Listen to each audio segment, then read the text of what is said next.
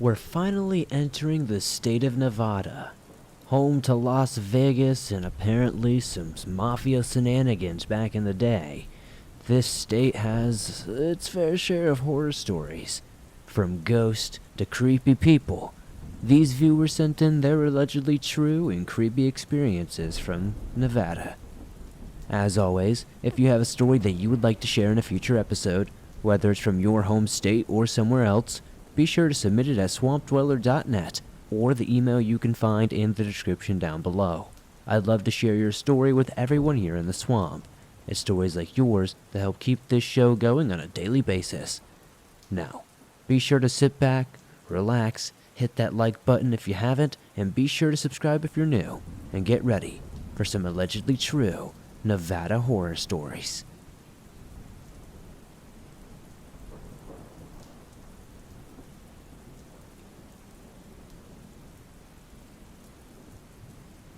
I used to spend my summers in a tiny little town in rural Nevada.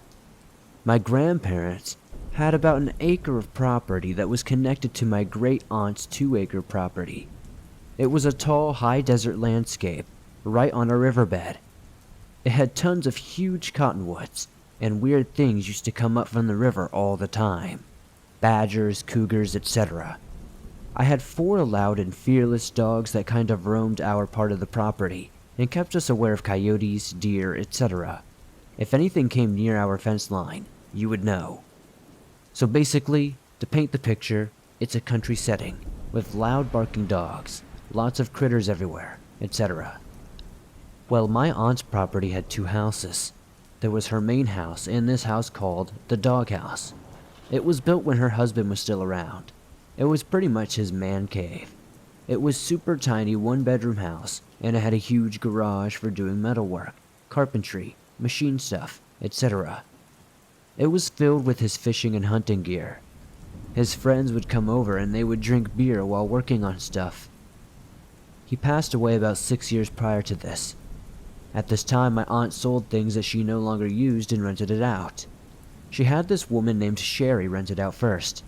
I was 9 or 10 at the time, and Sherry soon became one of my favorite friends. She considered me like a granddaughter. We were both obsessed with ghost TV shows, the like. This was right when the first ghost hunter type shows were coming out. Ghost stories, all kinds of cool stuff. I was a weird little girl and wanted to hunt paranormal type stuff. There was a lot of quote-unquote evidence that maybe our property had paranormal activity. I was constantly outside trying to see what I could find. I'd always force all of my friends to explore at night with me. It was kind of fun. So, Sherry and I have lots of popcorn and getting ready to watch our scary ghost reality show. Her daughter-in-law and her grandkids also join us. Before the show started, I heard my dogs going crazy outside when my grandpa was yelling at them to shut up. The good old rural life. We looked outside and saw nothing at the time. We eventually got settled in and gathered around to start watching our show. Her son hung out on the computer and was surfing the internet on what had to been some of the worst dial-up ever. He was pausing in between loading old internet pages and watching the show, kind of not as into it as the rest of us. This continues for about 20 minutes when he looks around, pauses, and then says, "Mom, don't freak out, but there's a man staring at you from the window." So we all look up and there is a huge guy with his hands over his eyes peeking into the living room, staring straight at Sherry. He's looking through a small paned window that was above a fireplace, so we can see his head. We all just kind of sat there in pure silence and terror, and looked around at each other as this was happening. I immediately freaked out and shrank away into the blankets because I was terrified. It only takes a few seconds and the man at the window darts away. We then hear a loud pounding at the door. We all just kind of look at each other in pure terror and shock, because we are setting ourselves up to get spooked. But holy crap, we are not expecting anything real. Finally, her son says, "Well, is somebody gonna get the door?"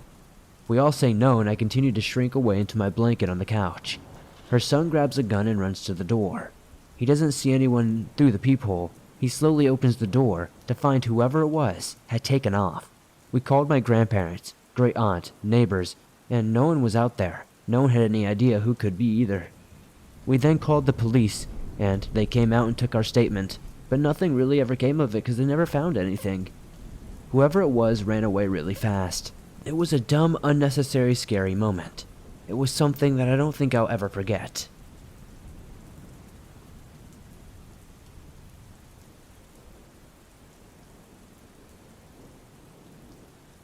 I want to say several things before I begin.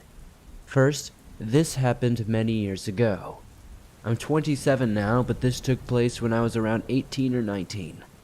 Also, I'm by no means a weak or small woman. I was and still am about 5'9" and 150 pounds, so it's safe to say that I could hold my own if the situation required it. Now, on to the story. Flashback to summer of 2012. I was going on vacation with some of my friends from college. It was essentially just a road trip across several states with a few other girls, but at the time, that was the first vacation I'd ever really been on, so it seemed amazing.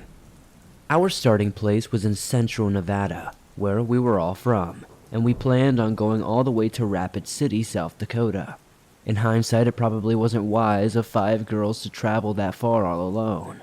But you know how you feel when you're young. Invincible, like nothing could ever happen to you. I'll get to the actual event now. After a few hours of driving, one of my friends said she needed to pee. I honestly couldn't give you the exact location, but it was somewhere in Nevada.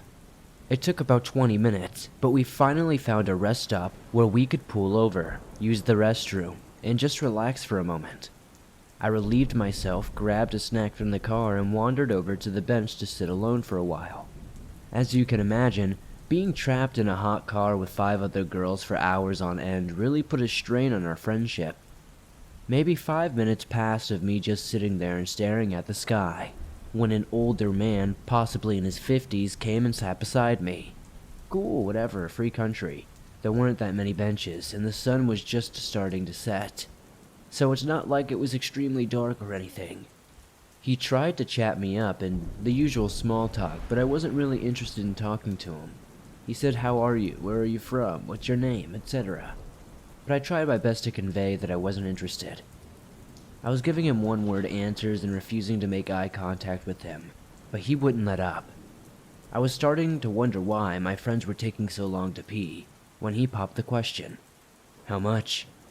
I didn't really know what he meant at first, but I clued in pretty quickly when he started to try to rub my thigh. This probably was not the wisest decision I've made, but me being a dumb, young hothead said, "F off." Hearing me say this made his whole demeanor change.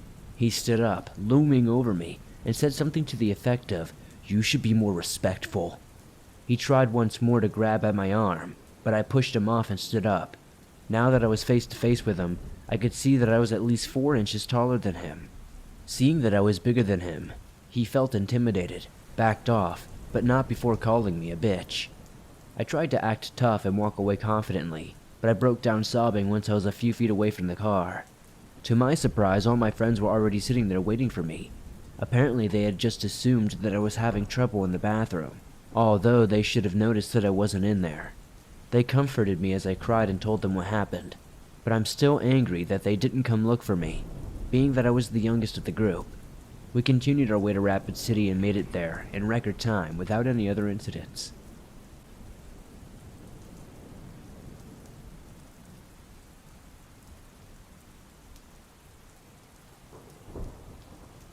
About a year and a half ago in June, my brother and I were driving back from Ely, Nevada, to Las Vegas. If you know Nevada, you understand how sparsely populated the state is outside of Reno, Carson City, and Las Vegas. So we are about an hour or so into the drive when we realize we can't make it back without falling asleep. As it was already late at night, we agree to stop at a hotel for the night. We come to a town called King. I have never heard of King, Nevada, nor have I ever found anything about it. No matter how hard I look it up, no matter who I ask, I can never find any information.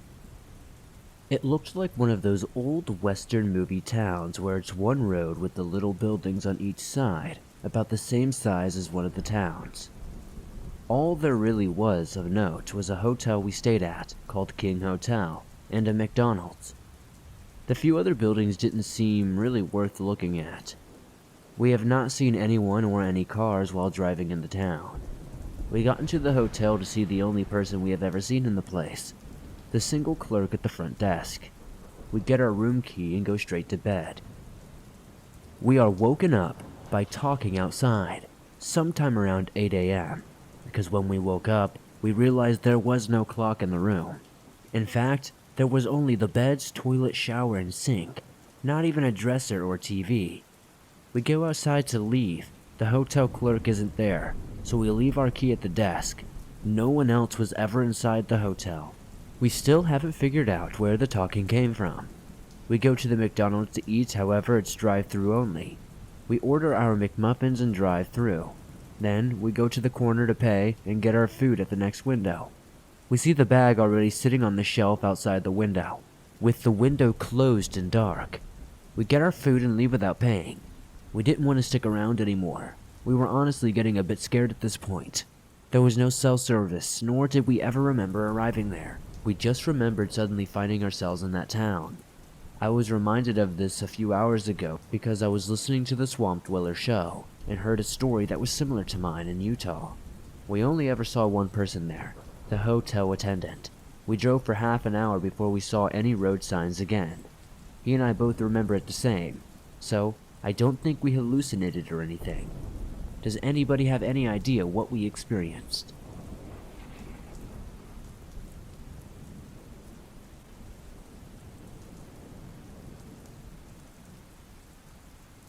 Okay, so I have kind of a crazy story, and I'm looking for some answers. A few days ago, I was driving home from college in Colorado to California. Yes, I did the whole 19-hour drive in one go. I was about midway through I-80 in Nevada at around 1 a.m. I get a call from my sister telling me an old friend just died. My sister and I both knew him, and he was pretty good friends of ours. I'm not going to say his name, but he was around my age at the time, which was 18. I was best friends with him back in middle school, and we stopped hanging out in high school. I'm going to tell a brief story about his death, as this may play into the question that happened that night.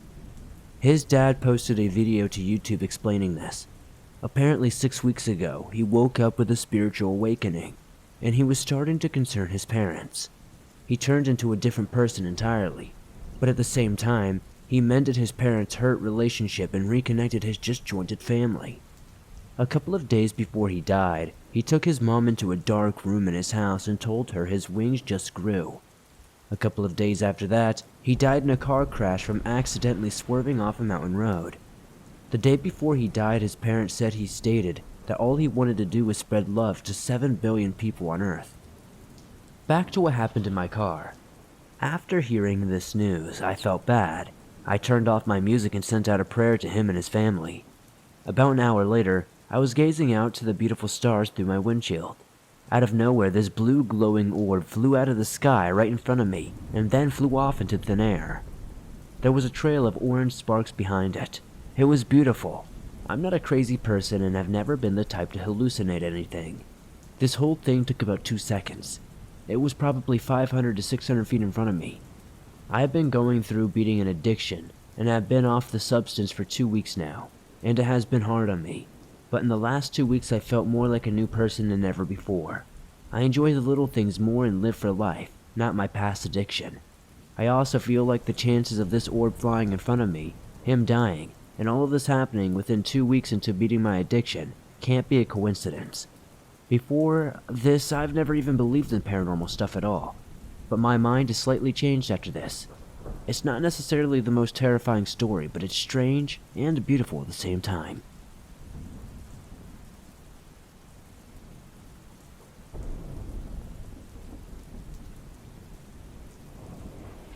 Personally, I'm an alien geek. I like the idea of aliens, and I think it's cool to think of how big the universe is and all that. However, I am skeptical that there are beings visiting us just to mess with our crops, mutilate some cattle, probe us, and peace out. I know there are other reasons and theories behind visitations, but dang, why don't we have more concrete evidence? All in all, I remain to be an alien geek, Enough that I took a 2-hour detour while driving my family from Las Vegas to Salt Lake City to drive by Rachel, Nevada, and see Area 51. We wanted to get some souvenirs at the Little Alien and head on our way. We were running late, so by the time we got back to Highway 93 to head up into Utah, it was probably 10 p.m. and super dark outside. But the stars were bright because there is nothing out there, no light pollution to speak of. We were probably going 60 miles per hour at the time, and were pretty good into our trip. The whole encounter probably took about a minute and a half. First, I saw a horizontal arc or semicircle of about 12 lights that flashed on and were brighter than anything else in the sky. Then I saw them. I just yelled to my wife, "What am I looking at?" She gasped and questioned further. The semicircle suddenly, sequentially blinked off for a second, and then back on. We were left there questioning each other. It was below the scattered clouds, and I started guessing what it could be, maybe some sort of airplane flare. But nothing really seemed right, because it wasn't really moving, it was still in the sky. Of course, being the hopeful skeptic that I am, my eyes are glued to the sky. About 20 seconds later, I see something darkening the clouds in front of us, like I could see it swoop in front of the stars. That is when the same brightness of a dozen or so lights turned on into a clear triangle shape. A few seconds later, another grouping of lights blinked on next to the triangle, creating a diamond. The diamond shape was not connected to the triangle, and it seemed to be staticky, since it was shining through like a light cloud. Mind you, these second lights were clearly surrounded by a cloud, but they were not dimmed at all by the cloud. Both shapes were perfectly symmetrical and seemingly facing us, the only people within 50 miles. These lights tracked us for about 15 seconds, and I yelled to my wife to grab the phone for a camera. Almost the instant she brings the camera up, the lights go out. We see another flash far above the clouds a few seconds later, but they are gone. My question is, what on earth did I see in the middle of the Nevada desert? Dozens of high-altitude drones? Is that even a thing? What kind of aircraft makes geometrical shapes in intensely bright light formations? I'm completely confused and a bit terrified.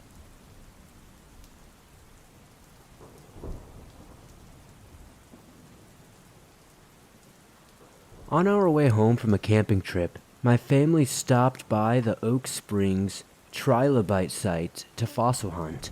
If you don't know the southeastern Nevada desert, the attractions are low to moderately traveled, and you will often be one of the only visitors. This site was empty, and we were the only people there for a quarter mile. The trail leads you to a shale deposit where you can sift through for fossils. Shortly after, starting out, I heard a man calling out conversationally. Not really shouting, but talking loudly enough to communicate with someone a distance away.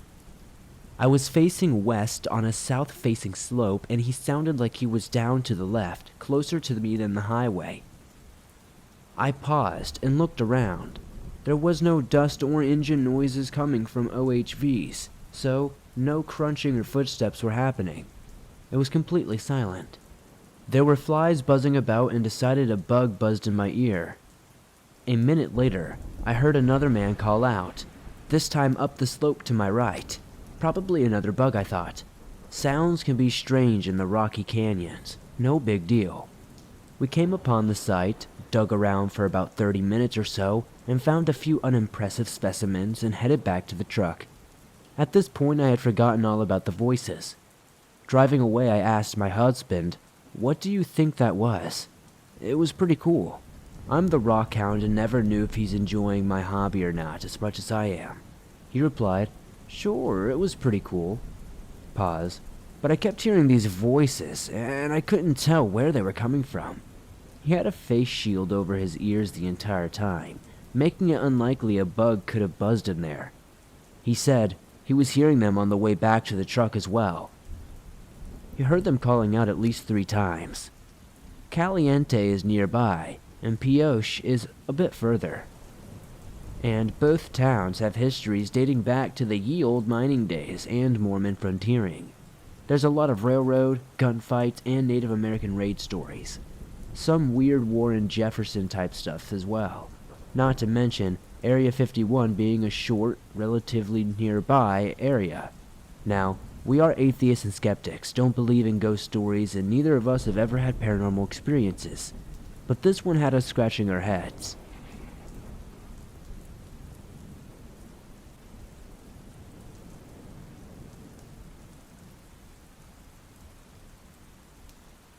Thanks for listening to these creepy and allegedly true Nevada horror stories sent in by viewers just like you. As always, if you enjoyed these stories, please be sure to hit that like button as it helps me out a ton. The more likes this episode gets, the more YouTube promotes it in the algorithm, and that's incredibly helpful to the swamp. If you're new to the swamp, why not join us? Be sure to hit that subscribe button and turn on notifications to never miss a new episode, as I upload them nearly every single day on all things natural and supernatural. If you're listening to this on Apple Podcast or Spotify, please be sure to give this a 5-star rating as it helps me out a ton over there. If you're on the go but don't have YouTube Premium but would like to download and listen to your favorite Swamp Dweller scary stories no matter where you are, you can download them absolutely free from Apple Podcast, Spotify, Stitcher Radio, and pretty much anywhere else you find your favorite podcast online. It's absolutely free and always will be. I'd love to know in the comments down below what story was your favorite one tonight. I know. It's always so hard to pick one. Tonight's stories were more strange than horrifying, that's for sure. I'd love to know what state you guys would like to see me cover next. I've covered almost 30 of them now. We're getting down to the nitty-gritty here. If you would like to support the swamp outside of hitting that like button, subscribing, and checking out our stuff on iTunes and Apple Podcast, maybe check out the official Swamp Dweller merch store. I have t-shirts, hoodies, face masks, and more. I'd love to see you guys wearing some cool swamp threads. Be sure to join me on Instagram, Facebook, and Twitter, and I will see you all soon with another creepy episode.